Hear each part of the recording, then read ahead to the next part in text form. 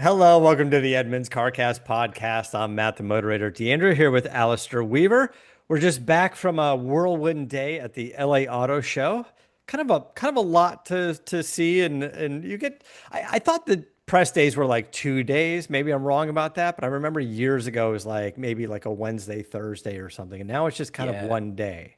that's right. I mean, years ago, the LA thing, the LA show was a big media presence. I used to get flown over by Land Rover most years, and it was always a treat when you lived in the UK because you came to LA in November, you saw the sun for the last time, you did your Christmas shopping because America was cheaper in those days, and you came and you had a great auto show. I think now it's very much more of a consumer show, but the Korean brands in particular.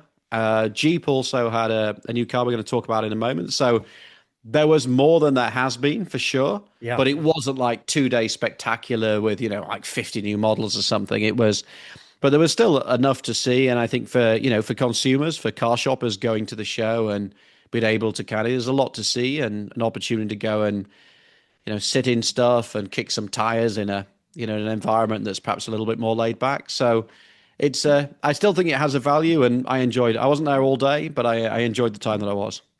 And again, if you're sort of in the proximity of LA Convention Center, even if you're a state or two away, it's a good show to go and visit. They run it for like a week or 10 days or something during the Thanksgiving break as well. You can go, you can see these cars, you can get in these cars, oftentimes ask a bunch of questions about them, and all under one roof, get a nice look at what is out there and soon to be out there without so much pressure of the dealer and hopping from one dealer to another. It's still a pretty good size show. Oh, for the West Coast, we've got Detroit, we've got New York, those auto shows and stuff, but this is a decent show to go to. And there's a Um, bit of fun stuff as well, isn't there? There was like a couple of car collections there. There's always a bit of exotica. There's a few concept cars. It's still a decent family day out. I mean, when I was a kid, I used to queue for hours. I remember like going to the British Motor Show, and you'd stand and queue for hours to sit in a Bentley and go back with like a billion brochures and everything else. yeah. And whenever I like get jaded or tired or like, oh God, I've got to get up at 5, then I kind of, I do think back to those days and how lucky I am now to go on a press day when it's pretty It, quiet. it's more experiential as well. Now that we have EVs, they drive the EVs indoors. So there's like a little off-road thing Yeah. going on inside the convention center with Not Jeep just EVs, there was Broncos going up and down. I mean, I always remember in the days they said, no, you can't bring in every car had to be empty because I don't know what's changed. But yeah. I guess they didn't. I mean, it's like they didn't want fumes and stuff in there, but Yeah. the cars are so clean these days anyway. It's like if you walk in through there with like a leaf blower, everyone would be choking and dying. But Yeah. you could put 50 cars and drive them all around and it's fine. Like it's, you know, anyway, so a few things that kind of stood out for me. Uh, Hyundai and Genesis had some things to talk about. We can get into Porsche Cayenne EV finally some Yeah. Although information not at the about that. show. Not at the show, I mean, but that was a bit cheeky, like launched in LA, but not at the show. yeah, and talk about down, regressing. Like Porsche used to have the best display, a whole Yeah. room, and like now it was just like Porsche of downtown LA, and it that was weak for sure. Um, but they had some interesting stuff. A Honda Prelude you get to see in person up close now if you want to see that car. And they announced some pricing information we can hit on as well. This might take us two or I three think we've got episodes a to couple go. of weeks to go here, but like Yeah. Kia Telluride was obviously really big news. Jeep Recon, Hyundai Creta. I mean, Hyundai Creta is maybe a good place. I had a great conversation with Sangyup Lee, a guy that I've met a couple of times. He's ex Okay. General Motors, ex Volkswagen, now heads up Hyundai's design and has done for the best part of a decade, I think. Very charismatic guy.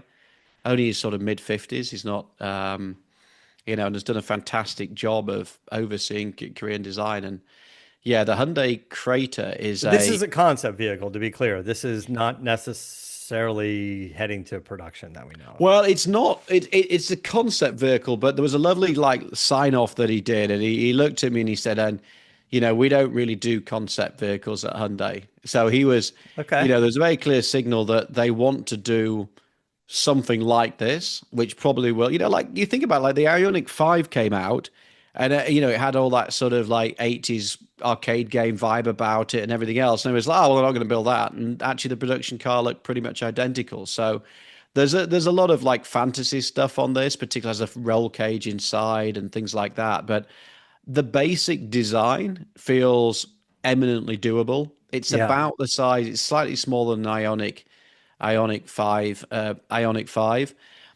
It's got it's a proper family SUV, but this whole XRT thing, remember they brought in XRT as being a trim level. So it's like you get an Ionic 5 XRT, which is the one that looks like it's but like got prototype panels on it. You know what I mean? Yeah. Yeah. And like a token off-road thing.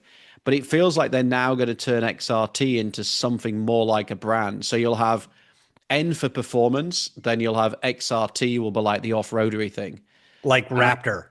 yeah, like a Raptor. And I think they have a real desire to go after Jeep and Bronco and everything Yeah. else with something that's maybe a little bit more road focused, but has that kind of overlanding vibe about it. And this is a bit concept car, but there's quite a lot of tech on there that feels realistic. They got the projection onto the windscreen that's quite cool. They got these little kind of Oh yeah. modules, that little screen things that you can unplug and take with you for navigation or speakers and that kind of thing. A lot of really nice attention to detail. There's one thing that I really love there, was explaining to me in the back seat. It obviously rides quite high, and he said we know from all like the research that kids, little kids struggle to get into them. And So me. we, pardon? And me. I wouldn't, I get I it. No, just I I, appreciate it. You didn't want I to was point out, I but didn't want to I you didn't want to meant have a human me. resource. I didn't want to have a human resources moment. Um, but to continue the anecdote, they've put on the roll cage like little hands. It's really cute. So it's almost like saying to a kid, put your little paw here, and Yeah. then put another paw here and to climb in. There's lots of like really fun stuff in the car. And they've got this little we got this little guy, this like little caricature that again has a slight hint about of sort of 80s arcade game about it. This little character that peppers the car as well. I thought it was cool. The other thing from a technical point of view, this is presented as an EV concept, but they were talking about doing multi-platform. Today Hyundai's basically said, right, gas and hybrid over here, like the Palisade, Ionics, which are pure electric over here. I think they're going to move in like the same way that everybody else does, where you can basically get one car and then pick your powertrain. So I think Yeah. this could be the same. This I feel like this needs to be again with the off-road vehicles and kind of going away for the weekend or whatever.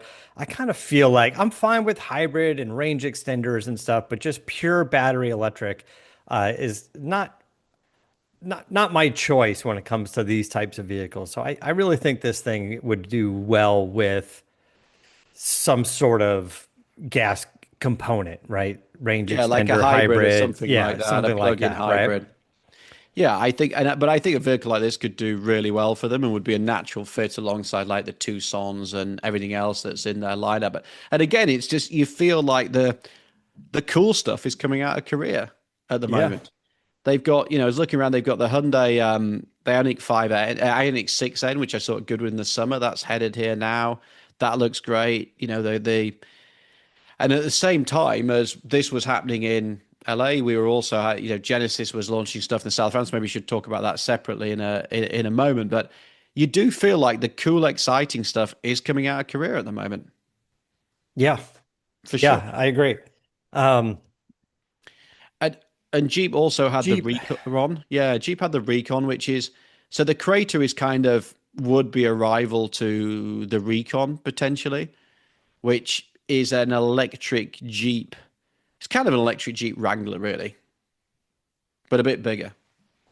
I'm gonna see if I can bring it up real quick. Here we go. Jeep Recon. So again, if you guys are on YouTube, you can guys check out some of the cars that we're talking about here.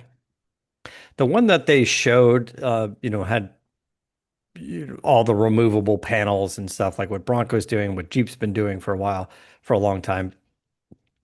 Removable doors and all that stuff that are just make it a little bit easier. But this thing's fast. Yeah, I mean It's it's got good power. 600 horsepower, isn't it? 600 and Six what's the six figure? fifty.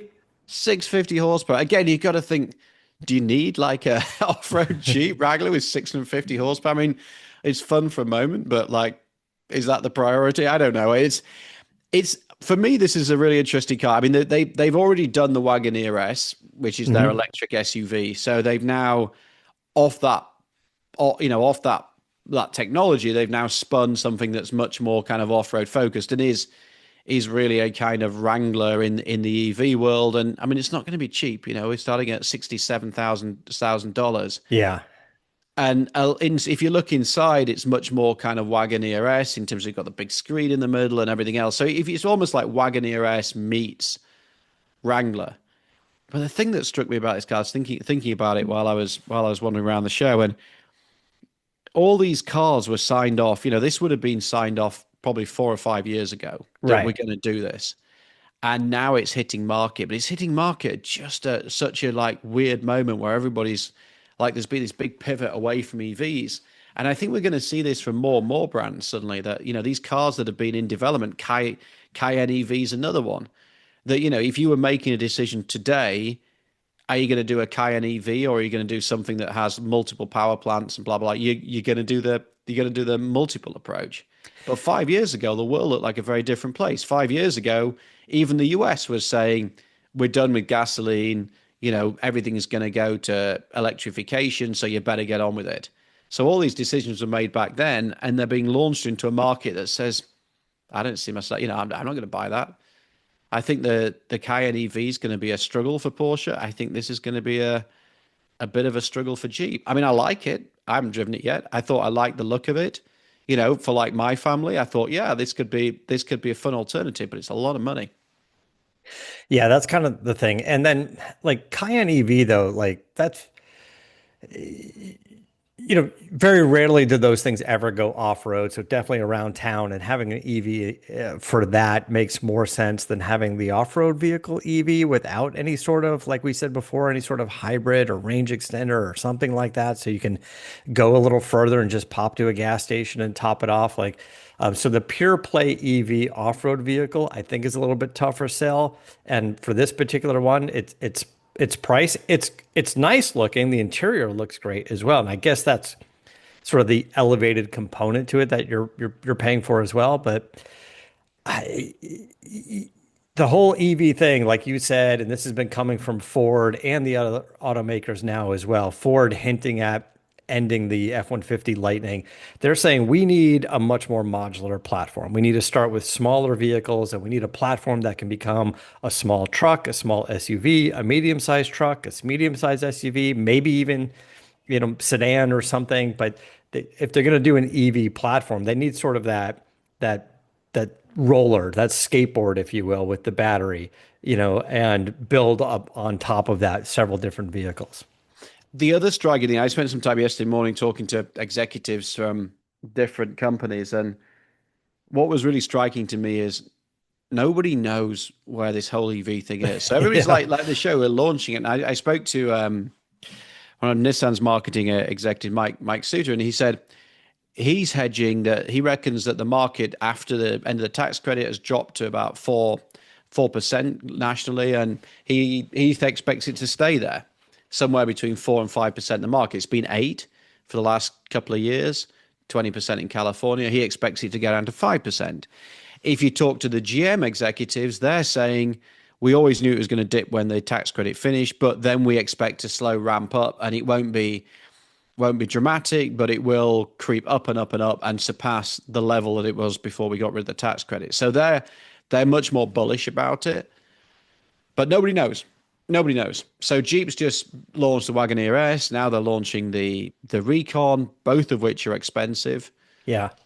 Um, and it's a tough sell. And then at the same time, they're you know relaunching a V8.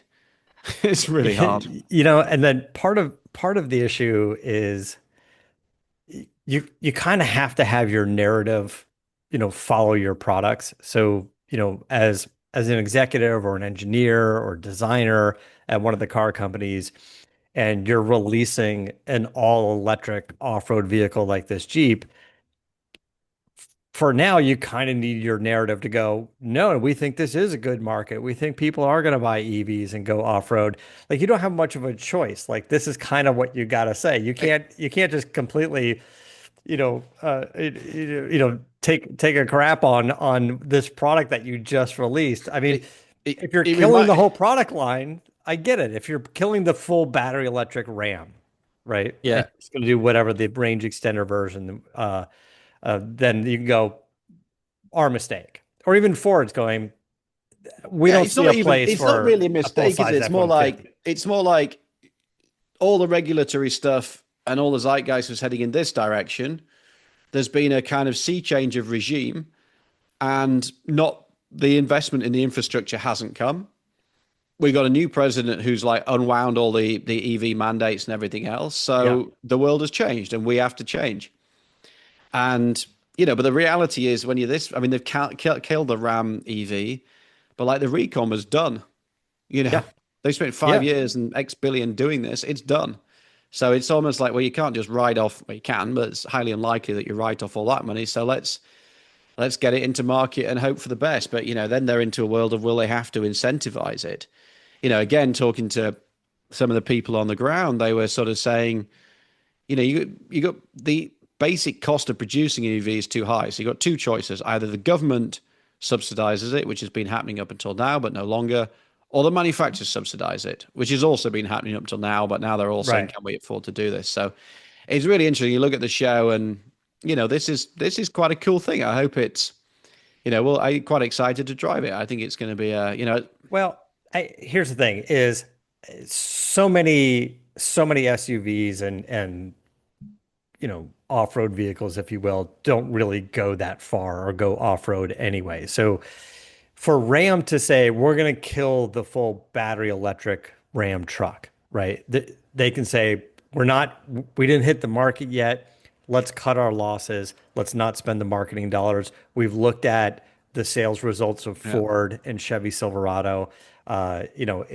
There's competition out there. We know what could happen with our Ram truck. So let's kill it. But then they go, but we got Jeep, we got Recon. There isn't really a competitor out there. There's no electric Ford Bronco, right? And there's nothing no. else that you can remove the doors and the roof and you can go off road. And they go, well, is there a market if we're the only one out there like this? And we do upscale it a little bit to help justify the cost, the nicer interior, to also make it a little different than just an electric Jeep, Yeah. right? And go, is there a market for it? I I I don't think it's a bad decision. I think if they had to choose between the Ram electric and this, I would have gone with this Yeah, as this well. makes more. This definitely makes more sense. And look, for something like me, we have an EV in the family. We talked about it before on the show. Kids would love this. This would be a fun thing. I just worry about the price, because if it's 60, starting at what, 67,000. Yeah. When you think what a normal Wrangler a normal Wrangler, what's a Wrangler cost now? 30s, isn't it? 40s. A nice Wrangler is in the 40s. That's a big premium, and it's probably, it's a bigger vehicle. It's probably going to be a nicer vehicle in many ways, probably better on the road. But yeah, that's, I mean, yeah, 30. God, it seems cheap, like 32 grand starting for a very basic Wrangler, probably in the Yeah. 40s for one that you would kind of probably want. And this is 70 by the time you got it on the road. I mean, that's a big leap. Bigger vehicle, cooler vehicle, nicer tech, probably much nicer interior. I'm sure it'll be better to drive on the road. But again, like the whole 600 horsepower thing, like, really? I mean, like, 0 to 60, those what are saying, 3.6 seconds. But again, like, are we targeting the wrong thing? Because I don't, you know. I mean, Rivian's found a niche with it, right? They're trying to get people to take their vehicles off the Well, grid a little bit. maybe that's the other problem. They're investing in their own infrastructure, but also, this is getting on for the price of a Rivian. That you're saying that's Yeah. going. The R1S is actually a big three-row, a big three-row SUV. So, that's the other thing is, the Rivian's seen as like a bit cooler, a bit upmarket. I'd argue that Rivian's brand right now is probably a little bit stronger than Jeep's in many ways. So Yeah. we'll see. I got another thought on that. Let's take a quick break. We'll be right back.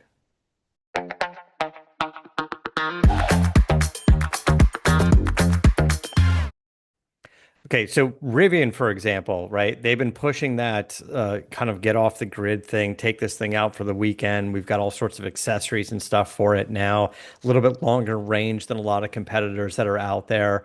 Uh, but I'll tell you, I hit the LA Auto Show and I was impressed to see Scout in person. Bigger vehicle, really kind of cool. And I know when that was first announced, they were going to do an electric version, and now it seems like something with a range extender, a small gas engine, and located in the back of the vehicle.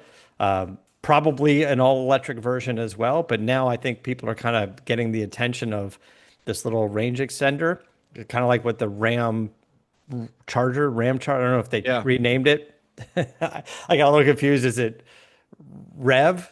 It was Or like Ram Charger or The Ram Rev. Charger. The Oh Ram my God. Charger was, I think, is now the Rev. But But that's the other but thing you need to do is just stop calling like Wagoneer S. What does that mean? Oh, that's the EV one. Yeah, yeah, let's just tidy that up as well. But no, I do you know what? I went back to the office in the afternoon. I got a few things to tidy up, and I we were talking. There's a couple of members of the team there, and we were talking. And we'd all been to the show. Scout, it's been around a little bit now. It's been a lot. It's a long tease, isn't it, before we get to drive it? But we all said it looks really cool. And then I shared on my Instagram, I did an Instagram story and I shared the interior with the bench seat at the front where you can sit three yeah, abreast in the front. And it's got this kind of like wood chip fascia that sounds terrible, but actually looks really cool. And two of the local dads who follow me on Instagram suddenly sent me a note and said, "Should we order one? That looks cool." And I think they're onto something. I took a look at it. I mean, it's big as well. It's huge, isn't it? I was like yeah. a bit So shocked by how big it is. that was the thing. It's like it's bigger than I thought it was going to be. It definitely like sits higher, just had more of a presence to it. I'm just clicking around on the website to see if I can find some of the interior shots. Big tire and stuff on it as well. But it looked good. Like just overall, looked way better in person than I thought. I thought it was just going to be a little bit more of a straight up Rivian competitor, with the SUV and the truck. But I don't think so. I think they're doing something where Rivian is making smaller vehicles so they can get hopefully sell more vehicles, go more to an on-road, you know. I mean, the Rivian, what did they have? The R2 that at the Yeah, show, the which R2's is coming, the one that looks like the Mark One Golf, and I mean, Scout, of course, is part of the Volkswagen Group. This is spun off the Volkswagen Group to try and be this kind of electric brand, and then fairly early in the process, they did this pivot and said, "Hang on a minute, the EV thing's not really happening as we thought it was, so let's do a range extender." So I look at this thing. I say I think they're also doing a good job with how they're introducing the brand. It's always outside. It's always like looking a bit kind of tough and outdoorsy, and it's not on like it's not sitting on carpet. It's they did the same stand at CS there at LA. It's yeah, there's some cool. There goes the interior. I mean, it's very yeah. Rivian like. I mean, it looks I mean, the it's got interior is buttons. very Rivian like, but then to be honest, everybody now just has a screen in front of the driver and a big screen in the middle, so your options are limited. But I'm more excited about this thing than I ever thought I would be. I think it looks pretty cool, and it is Volkswagen Group, so you do feel like there's something behind it. And the Ranger Extender thing totally makes sense. The Although picture, it is an irony that Volkswagen has now spent billions investing in Rivian. It's like yeah. Uh, Trying to find that. Did you who posted the bench seat? Because it wasn't on the website, but it's there's me. like It was me. Weaver on Cars did it. Weaver on Cars did it. I'm gonna look that up real quick. Because I think that's one of the things they were like trying to show off at the LA Auto Show, which they didn't have. Um, No, the bench seat's cool. I mean, I don't know. The question would be like, does it have enough support as a driver, particularly if you're going off road, you're going to be bouncing around in it. But it's a cool idea. yeah.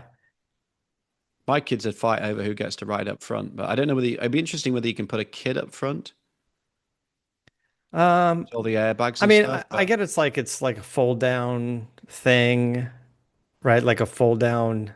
yeah, because See if I can. it's very cool. While you're doing that, I should also say that we've just done launched the latest Edmunds U-Drags, which is the a Rivian against Lucid. So while Matt's faffing around trying to find a photograph, but you check that out when you get a I was trying to chance get to. photos while I was there, but the scout had like tons of people around it. So normally I would just bring up some of the photos like that I took while I was there, but this one was really tough to do. Yeah, But anyway, here's the bench seat. You can yeah, see this is clearly a fold down, yeah. It's got the fold down thing, but it has that sort of retro thing about it. it does. It looks good. I think the whole thing feels pretty convincing to me. Much more.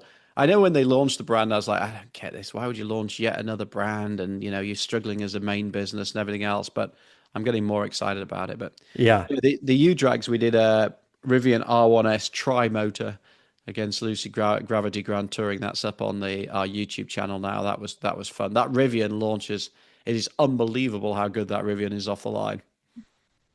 Yeah, so interesting vehicles, right? We got to see these. I mean, obviously, you spent some time with them, but both of these vehicles are at the LA Auto Show as well. So to be able to go in there and climb in these things and take a good look at them, um, it, I know the Lucid still kind of looks like a minivan, but when you kind of see it in person, it's kind of sits low. It's not like super high. It's like easy to get in and out of, and it looks good in person. Yeah, I think it looks better in person than it photographs. It has a different feel about it. The Rivian is much more, sorry, the Lucid is much more of a clearly a road vehicle, a family Right. SUV.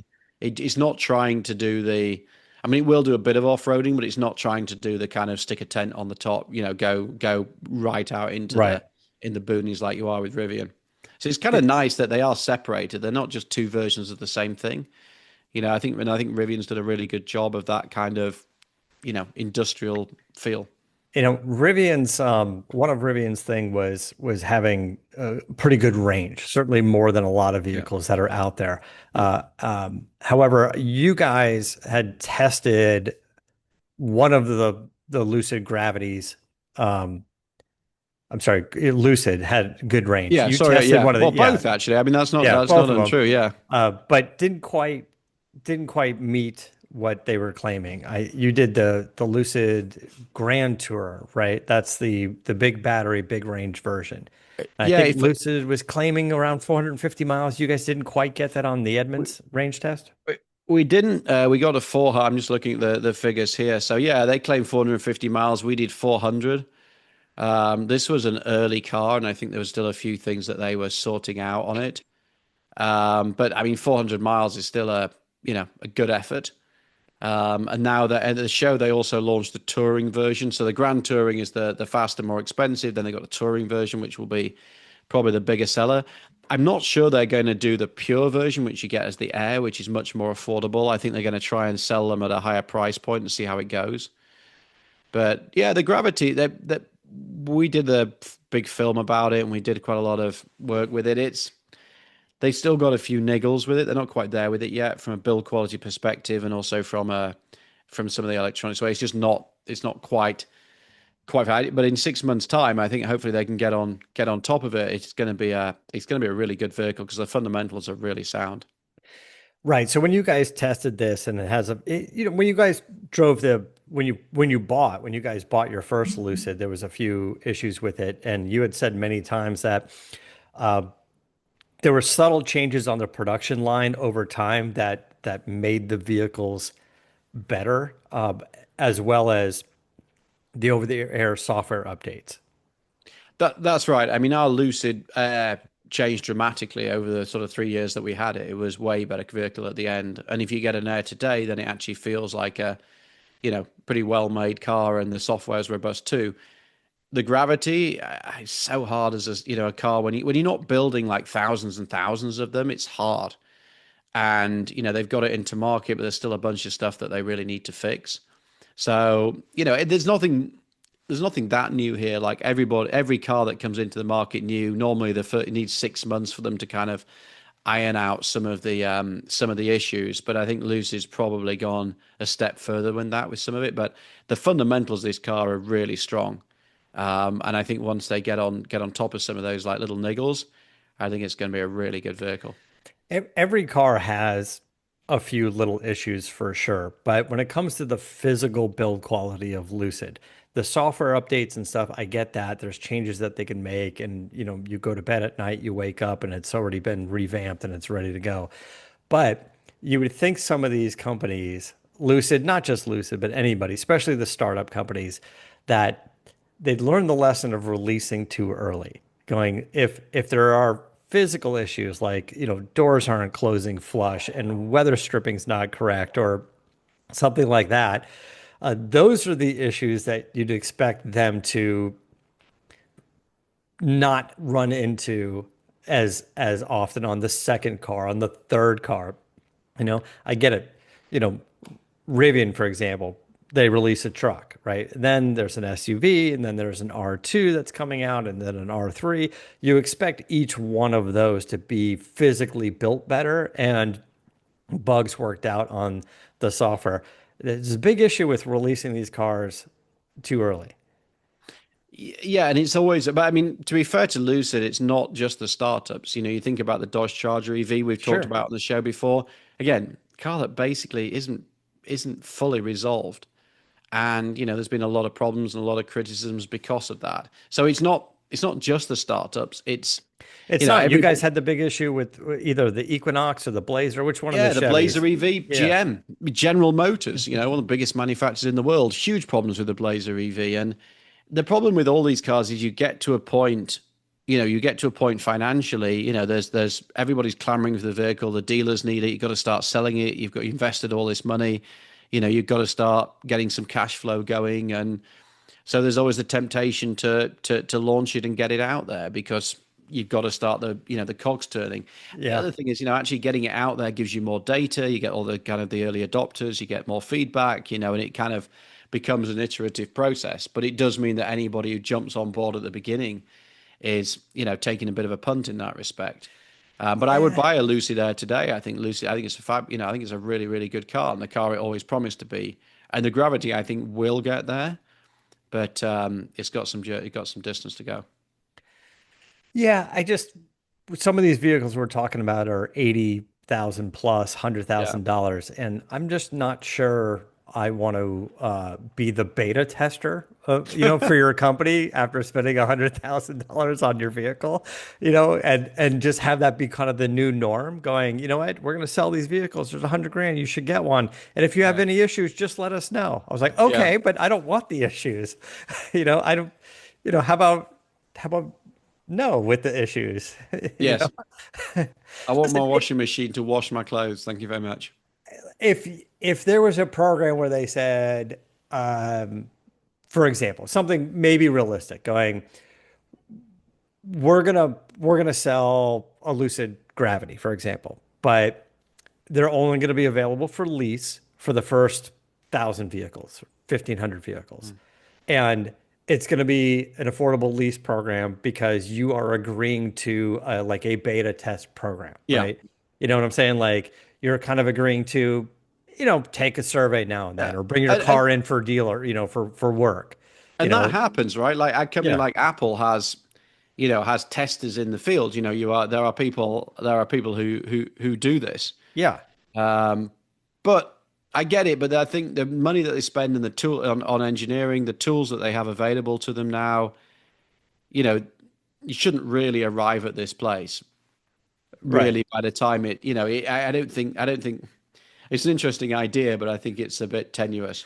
So Well, I mean, I'm just thinking of a scenario like Apple can get 10,000 phones out there and beta test and nobody knows yeah, about it, but they don't need to sell those 10,000 phones. They can make, they're so profitable.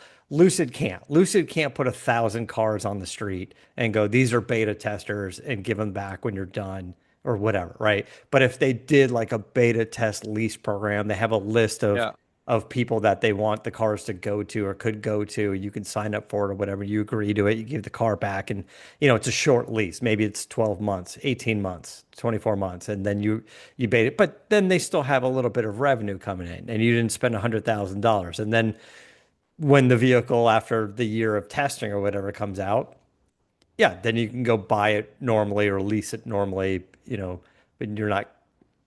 have to be a part of that program. But yeah, it's just an idea of like how to There you go. generate a You got little a bit new of business revenue. idea. Yeah, there you go.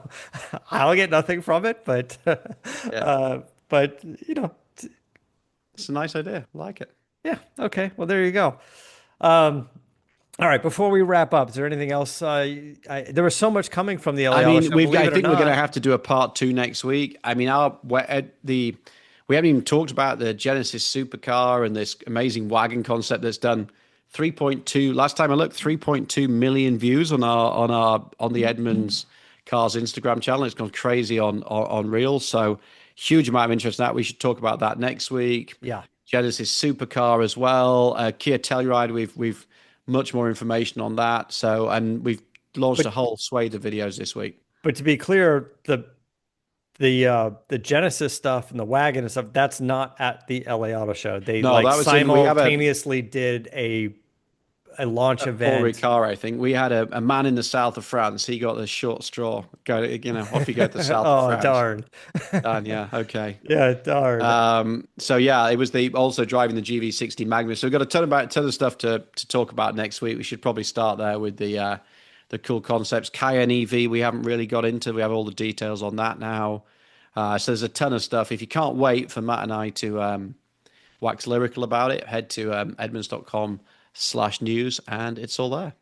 All right, there we go. Let's do that. Of course, check out the YouTube channel as well. Tesla Model Y CarCast. performance as well. So I was just looking at the Yeah, page, yeah. Tesla just Model driven the Y Model Y performance. performance. Another thing, we've tested all the small SUVs. It's crazy time. Like we're super busy at the moment.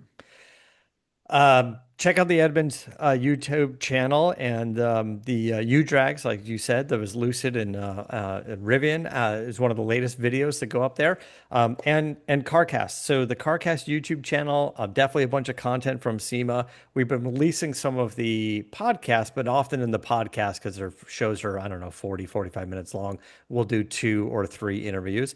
But I've been breaking them up into individual interviews for the YouTube channel. So if you just want to see Ring Brothers, or you just want to see Steve Strope, or you just want to see these 18, 20-minute interviews, you can go to the YouTube channel. You can watch them all there.